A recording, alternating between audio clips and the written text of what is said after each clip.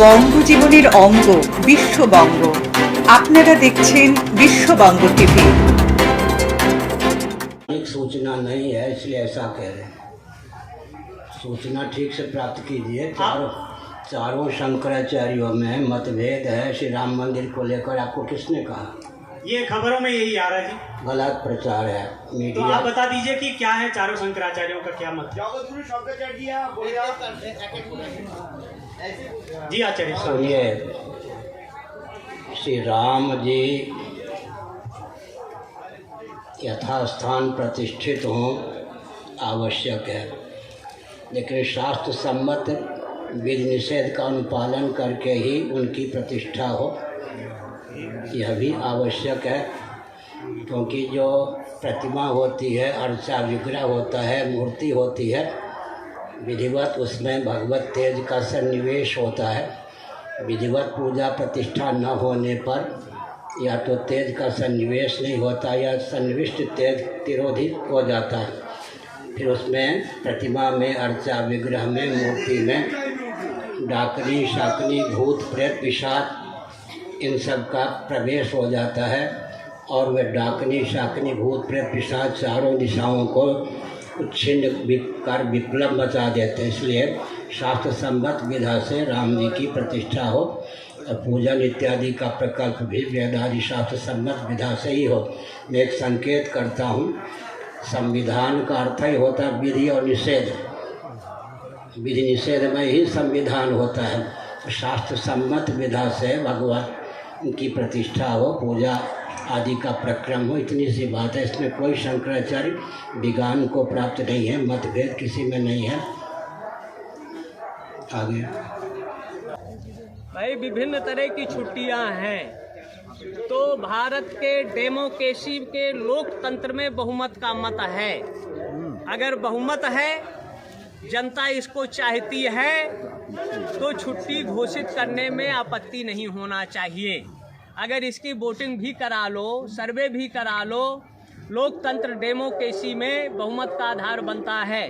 और अगर अल्लाह के नाम पर छुट्टी है, क्राइस्ट के नाम पर छुट्टी है, ईसा मसीह के नाम पर छुट्टी है, तो राम के नाम पर छुट्टी अगर हो जाएगी तो इसमें कौन पॉलिटिक्स टूट जाएगी या नेताओं की गद्दी खतरे में पड़ जाएगी।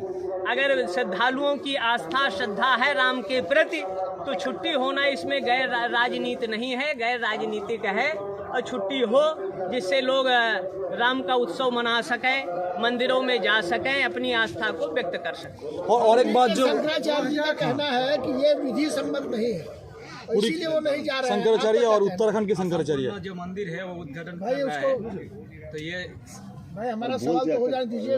हाँ एक एक करिए, सबका जवाब देंगे। पुरी के शंकराचार्य जी ने कहा है कि ये विधि सम्मत नहीं है, इसलिए हम नहीं जा रहे हैं।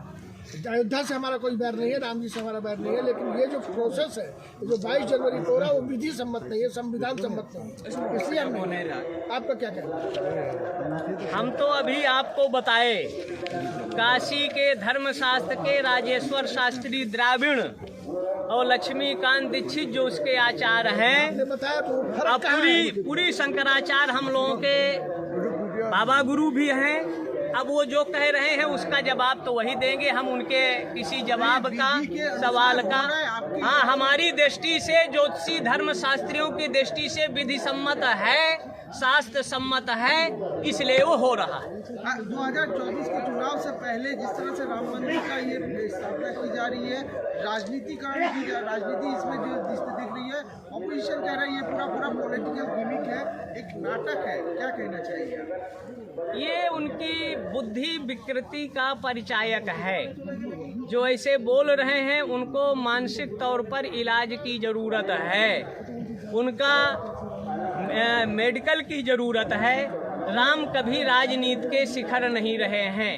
राम हमारी आस्था है, राम हमारी श्रद्धा है, और राम हमारी भक्ति है, और राम हमारे जन जन में व्याप्त है। महात्मा गांधी का भी सपना था राम राज्य का, तो ये राम मंदिर की 22 तारीख की स्थापना राम राज्य की एक तरह से स्थापना का आधार है, जिसका सपना महात्मा गांधी ने देखा था। और उनके अंत समय में भी उनकी समाधि में हे राम लिखा है। भारत के संविधान में एक पेज में राम, सीता, लक्ष्मण और हनुमान का चित्र है। इसलिए राम गैर राजनीतिक भी है और राजनीतिक लोगों के लिए वो राजनीति के प्रेरणा स्रोत हो सकते हैं, लेकिन हम लोगों के वो आस्था के केंद्र हैं, श्रद्धा के केंद्र हैं, भक्ति के केंद्र हैं और जन जन की चेतना का आधार राम है। गुरुजी, छोटे से हम ये सुन के आ रहे हैं कि सिया राम सिया राम सिया राम, सीता राम, राम और सीता पे एक साथ में वो गोली होगी उसमें। हाँ? सीता और राम को एक साथ में हम लोग नाम करते हैं, लेकिन सीता यहाँ तो सिया का कोई नाम, सीता का कोई नाम ही नहीं, सिर्फ राम राम राम राम। कहाँ?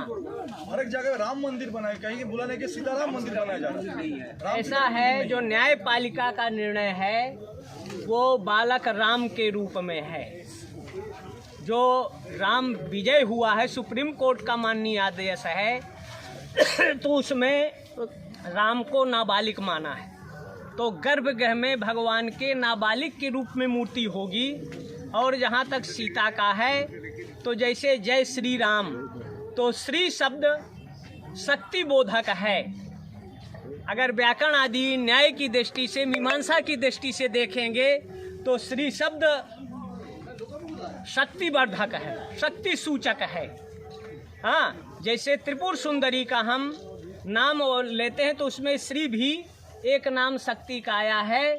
इसलिए जय श्री राम कहना तो ये सीता राम का ही आधार है, या श्री राम जय जय राम, इसमें भी जो श्री है वो सीता का बोधक है।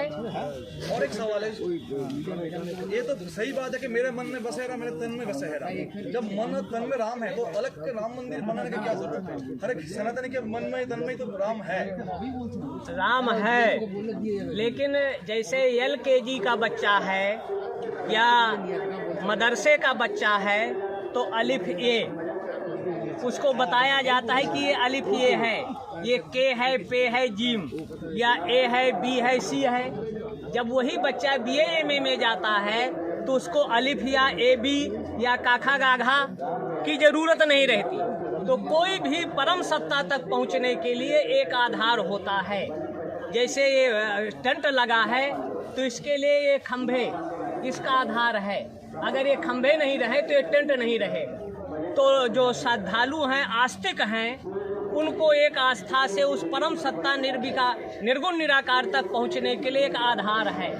इसलिए मंदिर वहाँ था, लोगों की आस्थाएं हैं। और जो लोग कहते हैं कि वहाँ अस्पताल चाहिए या ये चाहिए, तो अस्पताल भी बहुत हैं, लेकिन जहाँ लोगों की आस्था है, श्रद्धा है, भक्ति है, तो भक्ति और श्रद्धा के सामने हमको अपने आराध्य की उपासना का संविधान भी अधिकार देता है। संविधान की कई धाराएं, IPC, CPC का कोई ऐसा नहीं है कि किसी को रोक ले।